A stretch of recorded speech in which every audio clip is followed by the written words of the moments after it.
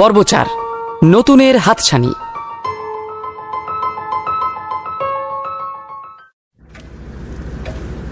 ঠান্ডা এসি কেবিনে দরদর করে ঘামছিল আদ্রিতা। বিজনের সাথে বন্ধুত্বটা নিছক সহজ কাজ ছিল না। সেন কর্পোরেশনের ইনভেস্টর হিসাবে বিজনকে আনাটাই আদ্রিতার উদ্দেশ্য ছিল। শুধুমাত্র ডুবতে বসা সেন কর্পোরেশনের লস নয়, আজকের ডেটে কোম্পানি চলছেই বিজনের ইনিশিয়াল ইনভেস্টমেন্টে। আজ সেই বিজনকেই পুরো স্টাফের সামনে চূড়ান্ত অপমান করল নীল। না হয় হারটা নকল হীরের ছিল, কিন্তু তাই বলে বিজনের ইগো হার্ট করার কি দরকার ছিল নীলের? কে জানে এখন বিজন তার কোম্পানিতে টাকা লাগাতে রাজি হবে কিনা। যদি কোনোভাবে বেঁকে বসেও, তাহলে এই কোম্পানির কি হবে? কি হবে সেন পরিবারের? ঠোঁট কামড়ে আদ্রিতা ভাবল, ভুলটা ওর নিজেরই। ওই অপদার্থ নীলটাকে ওর অফিসে ডাকাই উচিত হয়নি। বাইরে এসে খোলা আকাশের নিচে দাঁড়িয়ে নীল অনেক দিন বাদে বুক ভরে নিঃশ্বাস নিল। আজ নীলের নিজেকে জীবিত মনে হচ্ছিল, আর এই অনুভূতিটা ও কোনোভাবে হারাতে চায় না। তখনই নীলের ট্রাউজারের পকেটে থাকা মোবাইলটা বেজে ওঠে। নীল দেখে ফোনের স্ক্রিনে ওর দাদু শশাঙ্কবাবুর নাম ভেসে উঠেছে। ও ফোনটা তুলে ভীষণ মিষ্টি গলায় বলে, মিস্টার রায়চৌধুরী, আমি এইমাত্র আপনাকে কল করতে যাচ্ছিলাম। শশাঙ্কবাবু খুশি হয়ে বলেন, বাহ, তাহলে বুড়ো দাদুটার কথা মাঝে মধ্যেই মনে পড়ে তোর। নীল শশাঙ্কবাবুর কথায় পাত্তা না দিয়ে বলে, আমার কথা পরে বলছি, আগে আপনি আপনার দরকারটা বলুন। কেন? দরকার ছাড়া কি আমি আমার দাদু ভাইকে ফোন করতে পারি না? শশাঙ্কবাবু একটু আন্তরিকভাবে বললেন। নীল হেসে বলে, আপনি এবং আমরা দুজনেই শুধুমাত্র দরকারের সম্পর্কে বাঁধা।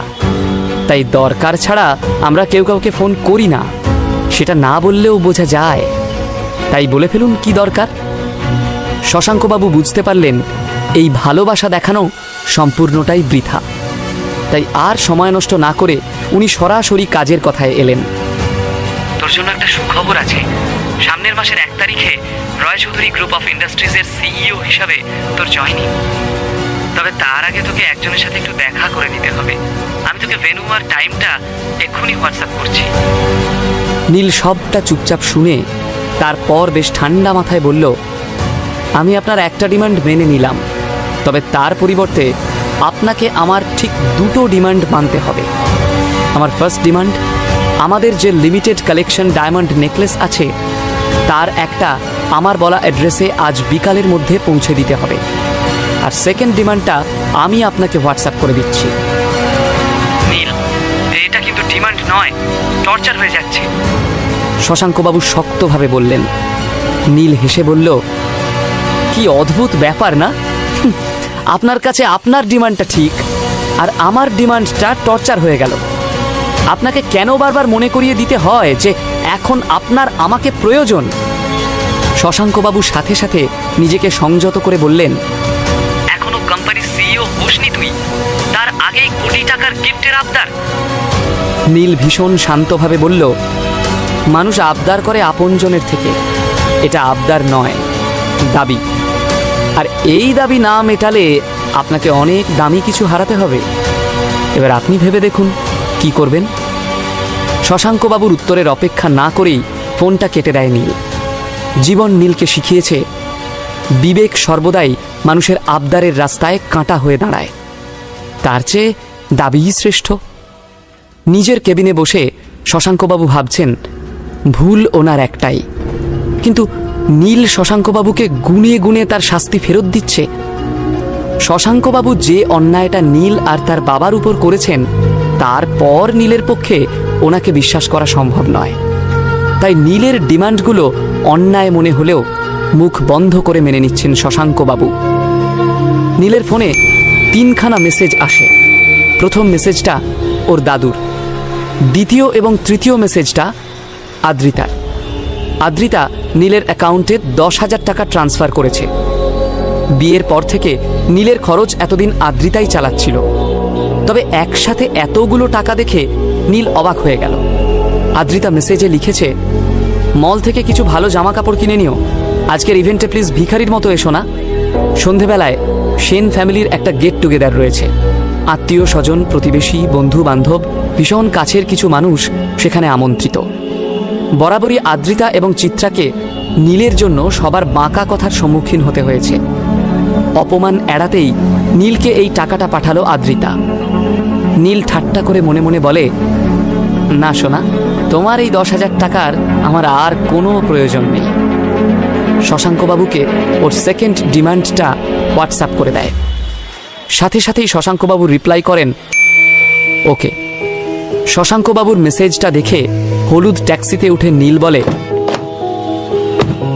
রয়্যাল সেভেন সোসাইটি শুধু কলকাতার নয়, গোটা পশ্চিমবঙ্গের সবথেকে বড় লাক্সারিয়াস সোসাইটি।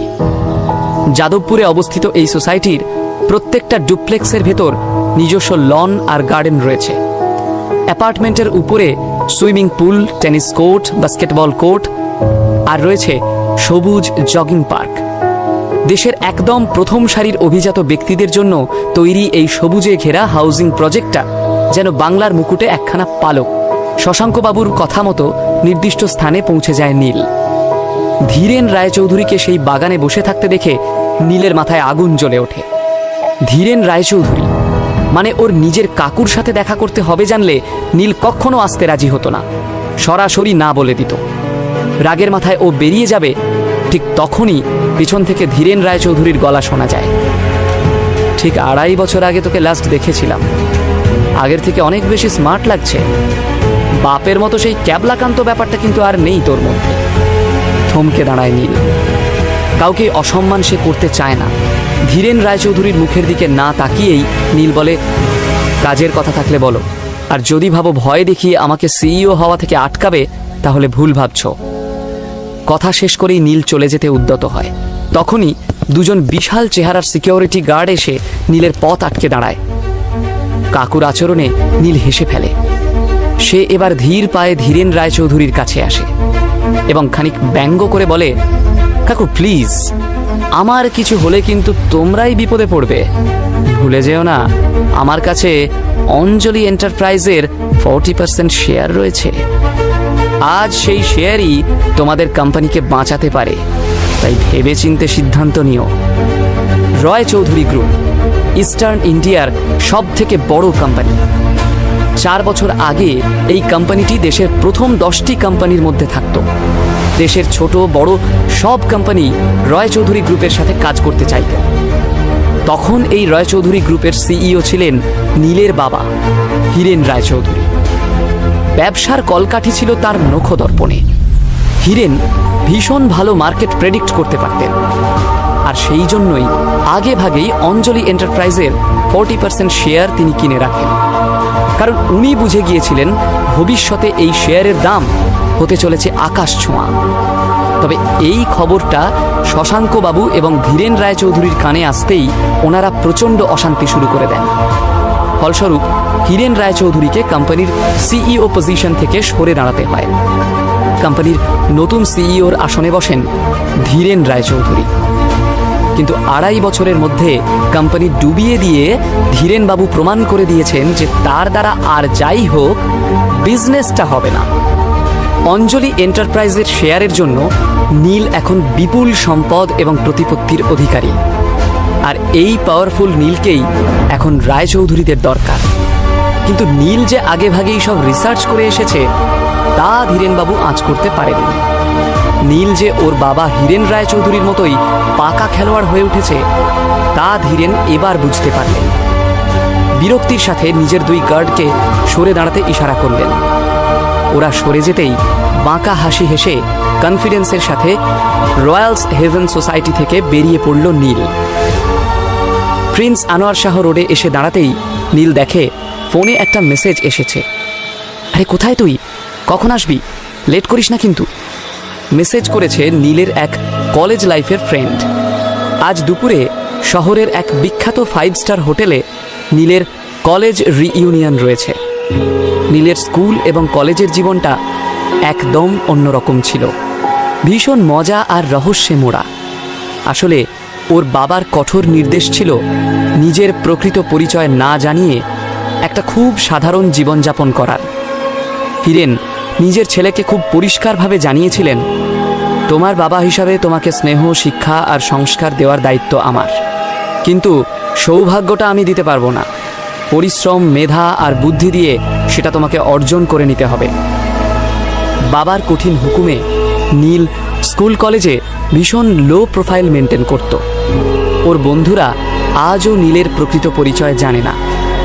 গ্র্যাজুয়েশনের পর এই প্রথমবার নীল ওর বন্ধুদের সাথে দেখা করবে, তাই পুরনো সব কথা ভুলে কলেজ জীবনের নস্টালজিয়ায় ডুব দিয়েছে নীল।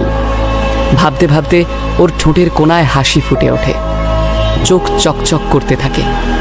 আহা, কী সব দিন ছিল! ফার্স্ট ইয়ারে সিনিয়রদের র্যাগিং, আবার কলেজ শেষে তাদের সাথেই কাকার দোকানে চা খাওয়া। তখন বন্ধুর গার্লফ্রেন্ডকেও বৌদি বলে ডাকা হতো। কলেজের মাঠে গিটার হাতে ফসলসের গান, মেয়ে পটানোর একমাত্র হাতিয়ার তখন ওটাই। ক্লাস বাঙ্ক করে গঙ্গার ঘাটে সরোবরে আড্ডা মারা, ক্যান্টিনের কচুরি, আলুর দম এবং ফেরার পথে ফুচকা, নন্দনে লাইন দিয়ে ফিল্ম ফেস্টিভ্যালের টিকিট কাটা। নীল ভাবল, প্রথম সিগারেট, বিয়ার পার্টি থেকে শুরু করে রাজনীতি এবং ফুটবল সব মিলিয়ে সে ছিল এক আলাদা জগৎ। সেখানে না ছিল ভবিষ্যতের চিন্তা আর না অতীতের কোনো বোঝা। নীল এসব আকাশকুসুম ভাবছিল, কিন্তু হঠাৎই ওর একজনের কথা মনে পড়ে গেল। এ বাবা, যদি এখানে সোহিনীর সাথে দেখা হয়ে যায়?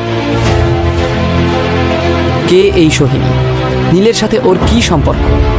তাহলে কি নীল আদ্রিতার জীবনে নতুন কোনো টুইস্ট আসতে চলেছে?